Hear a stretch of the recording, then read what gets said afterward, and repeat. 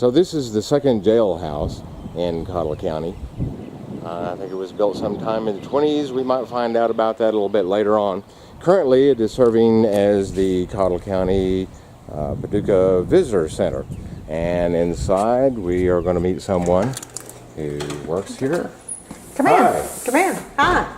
I'm Rita Isbell, and I'm with the Paducah Area Visitor Center here in Paducah. So come on in. We'll take a look at the jail. And where you came in is the former living room of the sheriff, who would live here with his family, and had 2 bedrooms and a kitchen and a bath. And so they just were here all the time with prisoners upstairs. So. Well, I'll say. Kind of cut down on the need for deputy staff, I suppose. Right. So. All right. Well, it's certainly changed quite a bit. I just mentioned that this is the new visitor center. You see lots of brochures, information. We try to cover the entire area around here. If they've got a brochure for their museum or their town or whatever, we try to keep them in stock. And I'm on the Texas Plains Trails Board, which covers 52 counties in the Panhandle of Texas. And so when we meet, if they've got brochures, the ones that are from their area, we'll bring what's in there and share with everybody else. So we try to keep it stocked. Okay. So as you said, this is the family living area. Would you like to walk us through the rest of it? Sure. Come on in. This would have come into the dining room, and the bathroom's there, and we'll look in just a second, which is definitely changed. But the last sheriff that lived here with his family, the daughter told me that in this area they had their dining table, a freezer, a bed, I think, or a couch, and something else. So it must have been wall-to-wall furniture, especially when you've got people in here. It was pretty tight. So. Yes, and how many children did you say? I know that there was 2 or 3. I'm not real sure. I can't remember. And it may be in the sheriff's book in there. This was one of the bedrooms, which we now kind of use as an office. They added a closet. Originally, there wasn't a closet there. And it's not very big either, so you can imagine. When you put a bed and a dresser and a couple of kids in there, or the parents, it was pretty tight quarters too. Well, I guess during the time period, there weren't many structures that had built-in closets. No, and that was added in later. Well, hold on a minute. I'm seeing that there is yes, a nice-looking character here. This area and this visitor center, we have stuff and information that covers Charlie Hart, who was Quanah Parker's cousin. His mother, I think, was actually Cynthia Ann's first cousin, and it's been a while since I looked at that information. And at about age 9, his father died, and his parents, they lived in Comanche County. Quanah got word. He either came or sent for them, I'm not sure, because after the daddy died, mother became destitute, couldn't make a living for the 4 children, and Quanah moved them to the reservation in Oklahoma with him and Cash.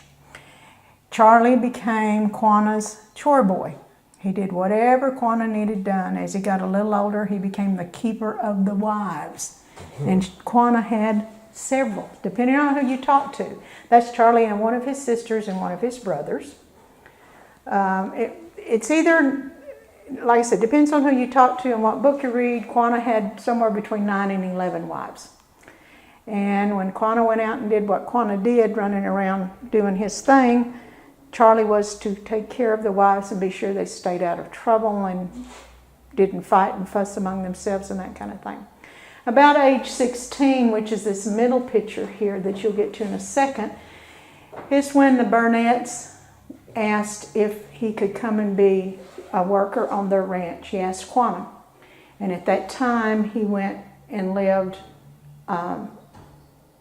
down in Guthrie, King County, and worked for them. He became their go-between, more or less, between the Burnetts and everything. And after Mr. Burnett passed away, Tom took him, and then he became the ranch manager on the triangles for Tom after Tom's death, and then until he was got much older, and then Miss Ann told him she thought it was time that he was old enough to retire. This was published in one of the magazines, and it was of Charlie looking at the cattle on the ranch. Would this been a major magazine like Life or No, it was famous in the fact that it was one of the ranching type magazines that the ranchers subscribed to. Could have been the Cattleman. It could have been. This is copies of the story that was published in the Wichita Falls Times, the only interview that Charlie gave. And he gave it to a nephew of his wife, and that was because it was for a school project. And that was probably the only reason he gave it, because he wouldn't give it to other people. It was because it wasn't to make money. It was for something that was education. And he was really pro-education. He didn't go to school at all, but his brothers and sisters did. One of them turned out to be a doctor or a nurse. I can't remember for sure. But Quanah made sure that those children got education.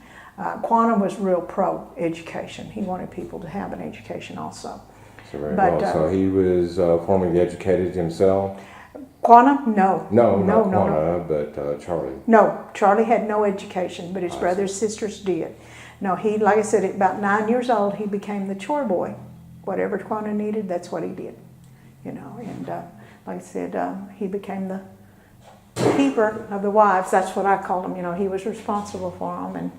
And from what I've been told by Charlie's stepson, who lives and still lives here in town, that if you think that the wives got along, you're mistaken.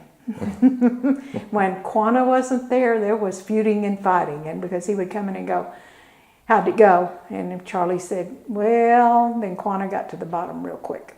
He would go in and say, "Okay, what happened?" And he took care of it. I see. So he didn't put up with a lot of funny business while he wasn't there. He wanted things to run smoothly and everybody do what they were supposed to do. And that was it. He was, I guess probably before Charlie went to the ranches, the Star House was built. I'm not real sure whether he was. I know he was because of the story with the wives at one time. So, yeah. It's really We've got two more rooms to cover. Let's do this one on the right first. This one, this is the kitchen. These are the old cabinets that have been in here for a number of years. Probably they may have been the originals. I can't remember what Rose told me, whether these were originals or not. But there was a stove and a refrigerator that was on this wall, and then these cabinets. And like I said, this was their kitchen. The door goes out to the back, and again, we came in and this room here, we had to take the heating and cooling vents out and got it back up to its original ceiling. The ceilings were this tall, and these are the original windows and all that kind of thing. They've been painted enough that they're sealed, except when we had the prisoners came and did the remodel. And they undid this one and a couple of the others, and I really didn't want them to, but the lieutenant said, "Oh, it'll be so nice, and the windows will operate," and I'm going, "No, that'll let the dirt in," but we sealed those back. This one in here is still operational. Looks like they were counterweighted there. Yes, they're counterweighted. Actually use a chain instead of cording.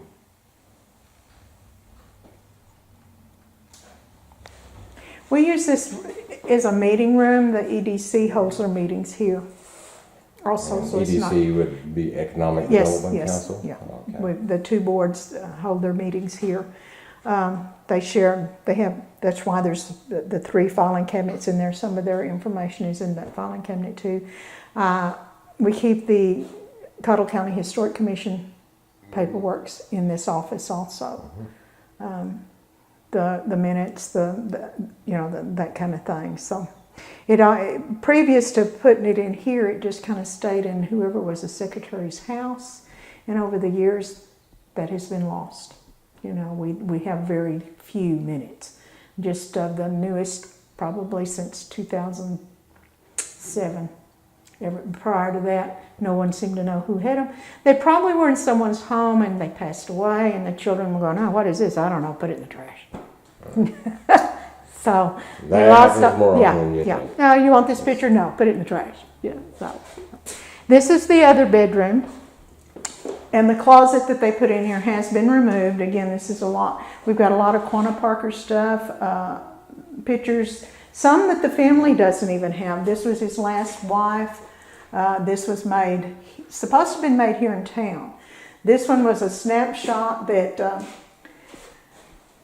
that the family didn't have, because when I showed it to one of the grandchildren, they said, we've never seen that. It's Quanah, two of his wives holding a baby. We don't know who they are. We know that this was his favorite wife, Tununzi, but the other one, we're not real sure who that is.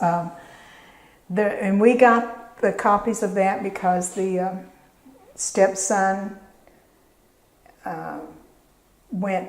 they came down through Charlie to the man's mother. And this was the bird songs. That was one of Quanah's daughters, and Charlie and she were good friends, and that's where this picture came from. So she gave some pictures, and like I said, we have some that no one else has, and we've got pictures of the graves before they got moved to Fort Sill. This was while they were still at the reservation at Cache. And that's one of the brother-in-laws, I believe this is, and Charlie and the wives. Because I thought it was his brothers, but I was told no, it wasn't. It was, and that's Charlie standing by Quanah's grave. And then Cynthia Ann, of course, was there, and they moved Prairie Flower also.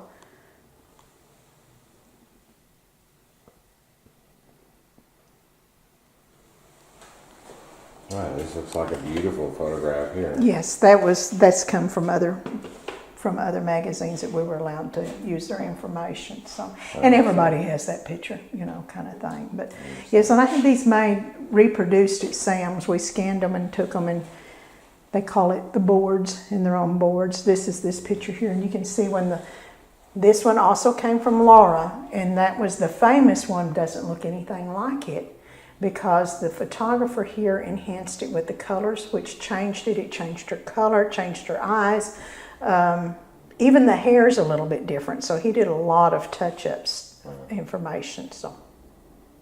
And these are letters here? This is, yes, we found this, or Sammy found this when they were looking for rodeo stuff and 4-H stuff at the museum. This is a handwritten letter by Baldwin Parker, which was Quanah's son, wanting to come to the Cottle King rodeo, which we're having this weekend, and he wanted to bring some of his Indians, and he was going to bring 10 Indians, and he wanted, as you can read in the letter, $85, a beef, a small supply of groceries, campgrounds, wood, water, and he was going to set up teepees, and then they would perform. And anyway, the typed one over there is the reply by the secretary of the association, who said that they appreciated the offer, but they felt they couldn't do that right now. They'd be interested in seeing all of this, but this was the association had been newly formed, and they really couldn't do anything at this point in time. But we still have the originals. We're going to keep them put up, but we had boards made so people could see it. But it was, as you can see, June the 3rd, 47.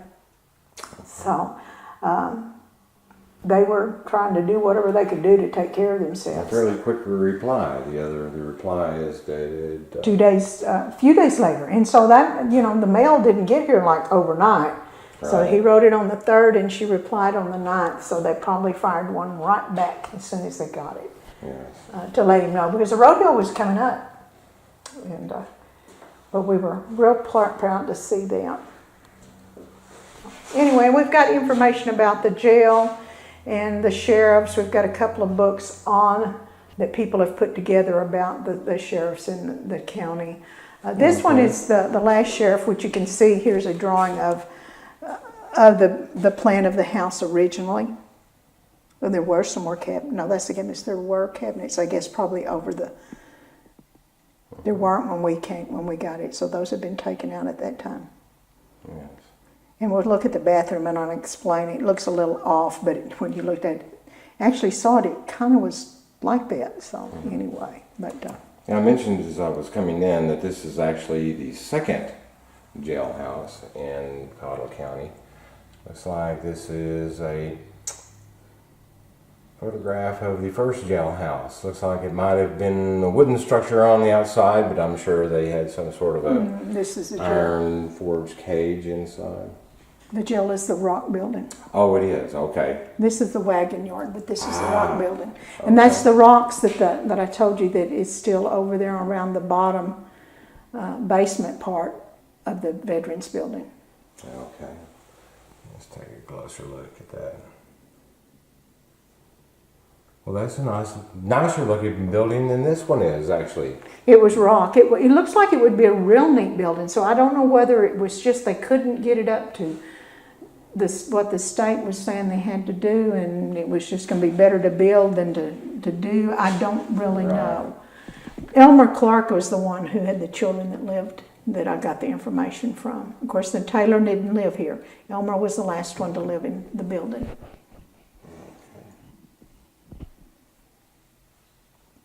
An interesting fact, there was a little wooden box on the outside of this window over here, which was the key to come in this building. Wow. And they would, if they weren't here, they put the key in that little wooden box that opened to the outside, and you got it out, opened up, and they came in, locked it back, and stuck it in. I thought, now that's real smart. But they, you know, if you think about it, they probably didn't even lock the house anyway. So I'm not sure whether it unlocked the door between the house and the jail, because the jailer should have had the sheriff should have had the key to the outside one. And it may have been to come in the house and go that way if it was the deputy or whoever who didn't have a key. But I thought, you know, you want to put the key to get in the jail there so anybody can just come in. But, you know, that's the way they did things. Okay. So. It looks like we've got some old radio equipment in here. Yeah. The two on the left-hand side look like they're probably electronic, whereas the one there on the right-hand side look like it might have been analog using tubes. I really don't know. Those were donated because they wanted to also do some law enforcement stuff in here, and that's as far as it got. Had different ones say, well, we've got this, we got that, and I'd say, okay, bring it to us, and it hadn't gotten here. So. Well, in heritage preservation, there's always work to be done. Yeah, information to be gathered before it's lost altogether. And I keep saying, I've got to talk to such and such, and you think you have time, and the next thing you know, they've suddenly died, and I've lost that information. Oh, okay. One thing I was going to recheck on, I thought I had seen 1921. the date for this facility, right, 21. For some reason I had 27 stuck in my mind. She put on here and she said that it's said to have been used once. I was told it hadn't, but I don't know. And if and whoever told that may not have known either. But I just know that we were also the information was that shortly after they were put in, they couldn't use them. So otherwise, there might have been a lot of hangings. Who knows? Back then it was hang them and ask questions later. You look guilty. We'll just get rid of you. Well, have we covered everything in the building? I think so. Okay. I think so. Except the restroom. Let me show you and kind of give you an idea how tight quarters that was. Because when we came in, first of all, we had to enlarge the door because it was like 2 foot wide or less. Which, we had to get a waiver from the state because it's not a registered historic building, but it is a historic building. And we just took a tape measure and took pictures and said, see, you can see we need to make it 3 foot. And they was like, do it. So when you open the 2 foot door and you went in right here, there was a hot water tank set here. And the sink was right behind the door. And the tub was here. I didn't even know this window was here. It was covered because the tub was here. This was all put in later. The plumbing for upstairs and everything was put in later. So it was real fun trying to do the plumbing. It was all hooked upstairs. That's what this knob is up here. Is to turn the water on and off upstairs. Got some strong light coming through the window there, yes. And like I said, this window was covered up, and so when we had to redo some stuff in it, when the tub came out, suddenly you could see there's a window because it was, the tub enclosure covered it. So we opened it up, so now we have light in here. The toilet sat right where it's at, and you're standing in what was the bathtub.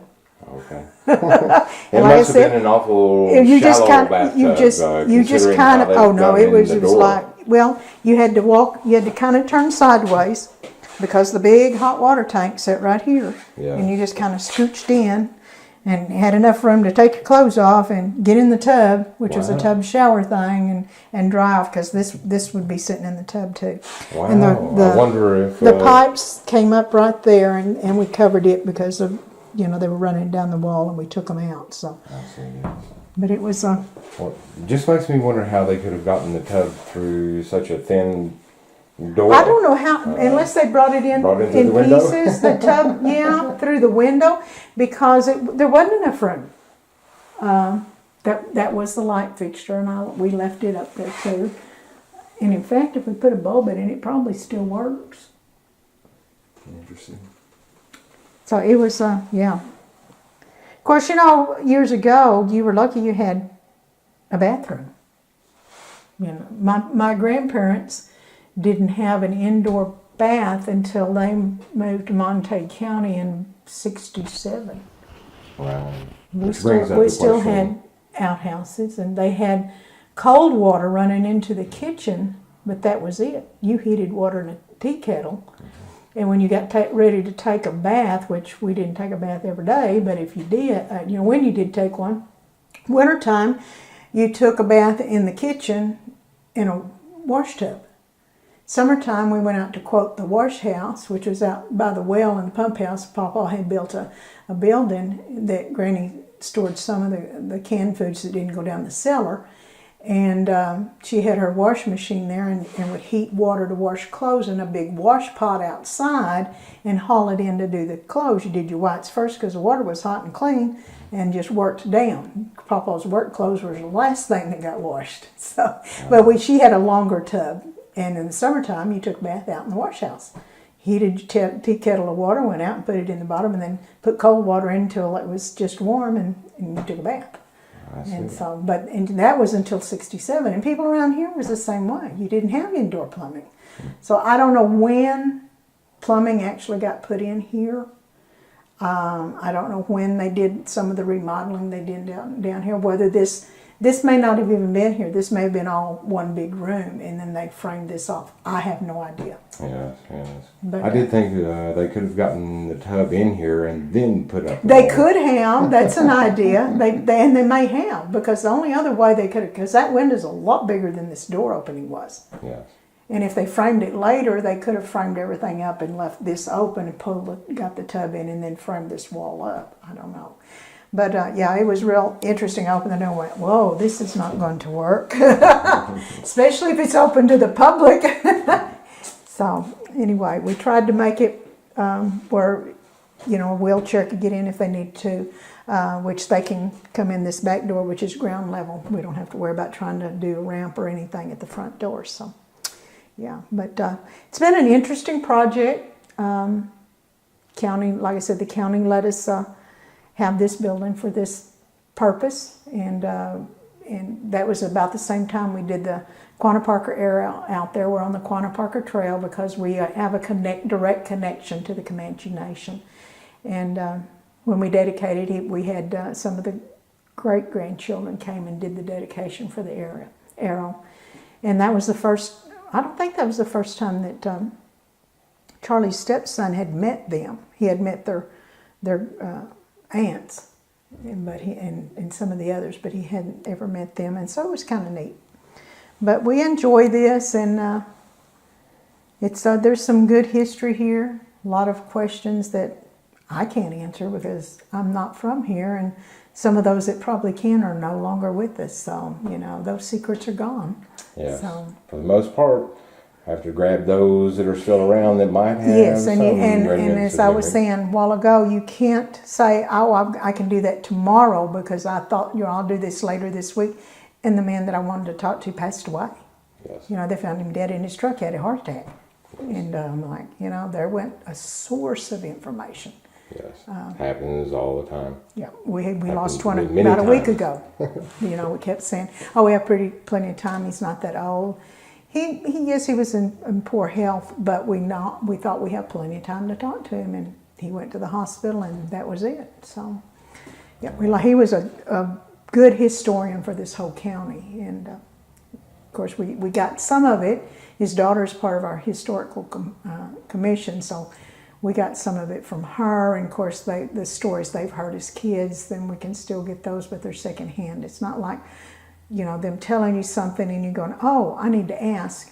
Well, now you can ask. Yeah. So, anyway. Well, thank you very much You're very for welcome. giving us the roundabout general tour. I think we have one more floor to cover, so let's go ahead and do that now. Okay.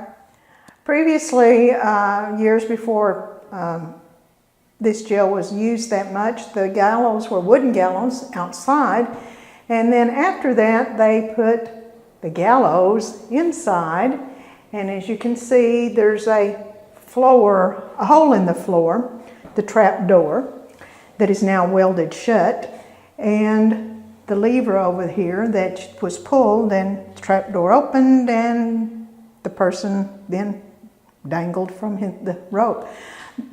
I've been told that it never was used, that shortly thereafter the laws changed and you are not allowed to do your own public hangings anymore.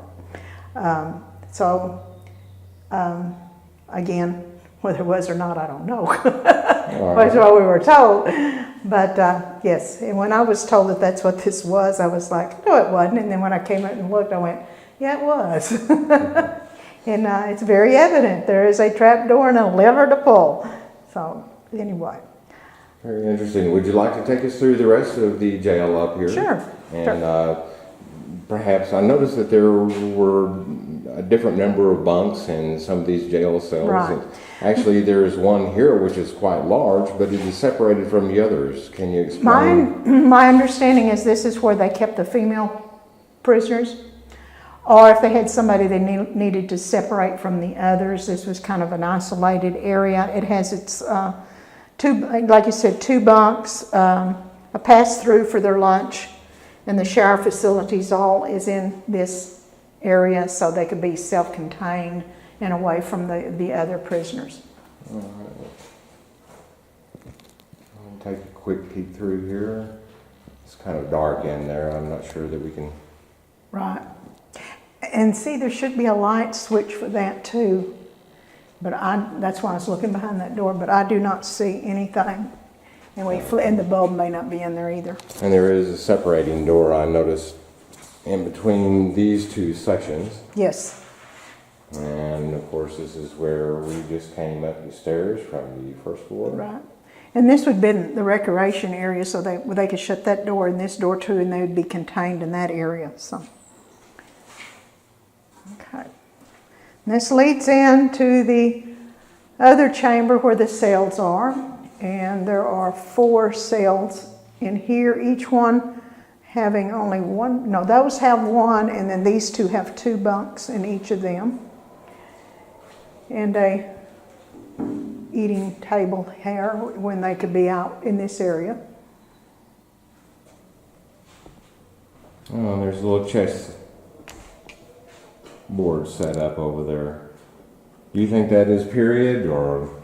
No, I think they kind of did that when we did the Pioneer Days, where people could see that there's a little table area, and there's checkers on this one where, you know, if there was 2 people in there, they could kind of do something other than just sleep and cause trouble, I guess. But of course, their shower facility is here, and it's the controls and everything are in this area that controls the water, and if they have to do anything with the plumbing, they can do it from this side.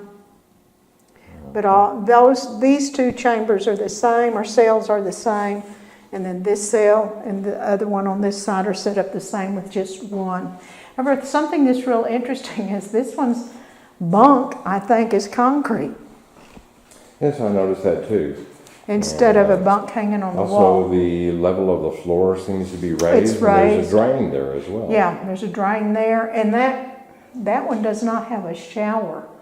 So I don't know, I don't know whether they hosed them down and the water went down the drain. I don't know. Could have been for drunks, you think? Could have been. That's an idea. Drunk cowboys came in dirty and dusty and hosed them down. There's more books. And the cold concrete would probably wake you a little up. bit. Yeah. That is correct. Well, very interesting. And these were sliding doors over here, and I presume on the other side as well. You indicated that there were some levers that were used to. Right. I don't think the doors. Yeah, these had to slide. That one doesn't, and that one over there doesn't either. But swing open. the latching system may be operated with the levers because there's not a key on it. That's correct. Interesting. So there's got to be the mechanism in there locks all of this stuff. Well, this had a padlock on it though. I really don't know. I just know we were told not to mess with the levers, and somebody did, and now you can't operate them. But you can go in this one if you wanted to, and where you can see a little more. There's a little light. So that's been upgraded. Oh, I see the shower stalls are actually inside the cell. Yep. But I believe, if I'm not mistaken, in the water controls, they're on the other side of the wall. They can't. All they do is they can get in it, and the water's turned on from that side and turned off.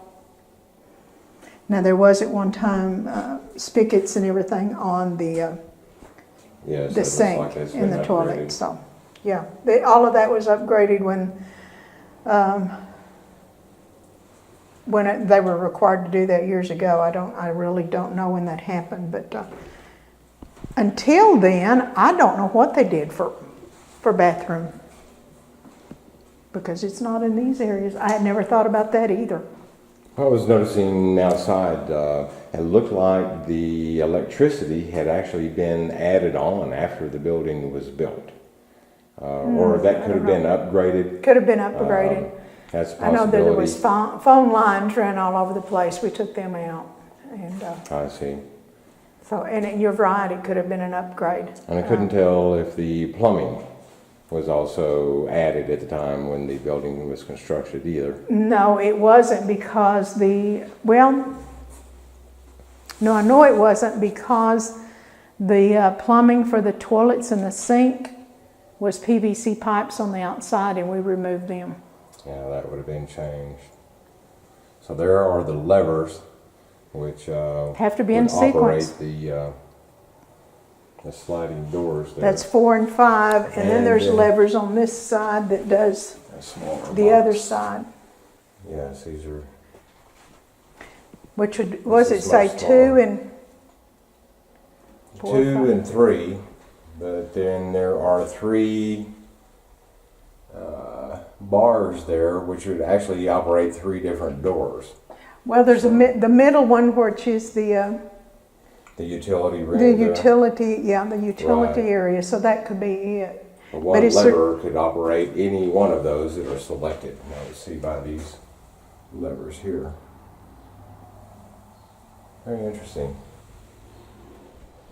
So we're standing on the southeast corner of the old jail, and right in the foreground you see one of the Quanah Parker arrows that has been now installed in about 52 counties. There's at least one per county, and 52 different counties, and signifies the presence of Quanah Parker in the county. I'll go ahead and walk up here. We will see that there is a marker down at the base. This one is specific to this location, where it talks about Charlie Hart, who we talked about inside a little bit earlier. And now we'll move over and we'll take a closer view of the outside of the building. You can see that some of the sewer line piping has been replaced there. It's no longer being used upstairs. Takes some maintenance. You can see some new drain spouts. The roof has actually been improved and the drain spouts replaced, which are reputed to be of the period. Now as we get around the front, you notice that there was a little sign there on the side. As we get on the front, we're not going to be able to see any writing on it, but reportedly I was told these were warnings to not to talk to the prisoners who would have been upstairs. You see that there are bars on some of the areas that are secured. That is actually the room to the left as we go in the front door that was the location where the hangings took place, where the bodies would drop down into the first floor area. You can see that electrical conduit to support more modern electrical needs have been added on the outside. As we continue around, you can see that there has been some repair to the mortar between the bricks, and there probably needs to be some more of that done.